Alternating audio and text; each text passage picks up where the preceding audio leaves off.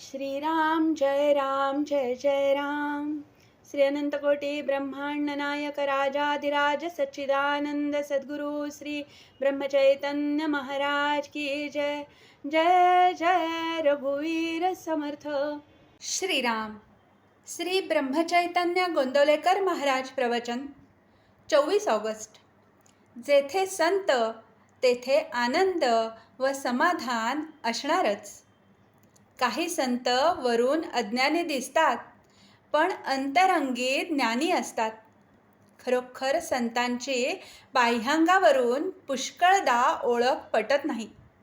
संतांचे होऊन राहिल्याने किंवा त्यांनी सांगितलेल्या साधनात राहिल्यानेच त्यांना नीट ओळखता येईल. मनातले विषय काढून टाकले म्हणजे संतांची प्रचिती येईल.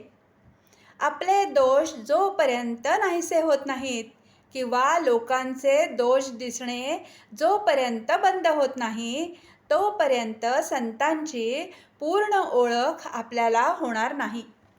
संतांचे दोष दिसणे म्हणजे आपलेच दोष बाहेर काढून दाखवण्यासारखे आहे. संत हा हिरव्या चाफ्याच्या फुलाप्रमाणे असतो. सुंदर वास तर येतो, पण हिरव्या पानात ते फूल शोधून काढता येत नाही. त्याप्रमाणे जिथे संत आहे तिथे आनंद आणि समाधान असते. पण तो सामान्य माणसासारखाच वागत आणि दिसत असल्यामुळे आपल्याला ओळखता येत नाही. वेदांत आपण नुसता लोकांना सांगतो, पण संत तो स्वतः आचरणात आणतात. त्यांच्यावर कठीण प्रसंग आला तरी ते डगमगत नाहीत. संत हे निसंशय असतात, तर आपण संशयात असतो. त्यामुळे त्यांना समाधान मिळते, तर आपल्या पदरात असमाधान पडते. संशय नाहीसा करायला आपली वृत्ती बदलली पाहिजे. संतांना जे आवडते ते आपल्याला आवडणे म्हणजेच त्यांचा समागम करणे होय. मी करतो हे बंधनाला कारण असते. ते नाहीसे करणे म्हणजे गुरुचे होणे समजावे. कधी चुकतो आणि कधी बरोबर असतो तो साधक समजावा, आणि जो नेहमी बरोबर असतो तो सिद्ध समजावा. नुसते इंद्रिय दमन हे सर्वस्व मानू नये. ते ज्याच्याकरिता आहे त्याचे अनुसंधान पाहिजे. ज्याला काहीतरी करण्याची सवय आहे त्याने काही काळ मुळीच काही करू नये आणि नंतर भगवंताचे अनुसंधान ठेवायला शिकावे. आपण परीक्षा एकदा नापास झालो तर पुन्हा परीक्षेला बसतो, पण भगवंताचे अनुसंधान ठेवण्यात एकदा प्रयत्न करून यश आले नाही तर ते मात्र आपण सोडून देतो.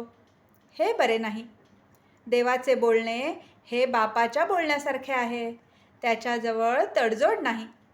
पण संत हे आईसारखे आहेत आणि आईपाशी नेहमीच तडजोड असते. जो भगवंताविषयी सांगेल तोच संत खरा. संत जो बोध सांगतात त्याचे आपण थोडे तरी आचरण करूया.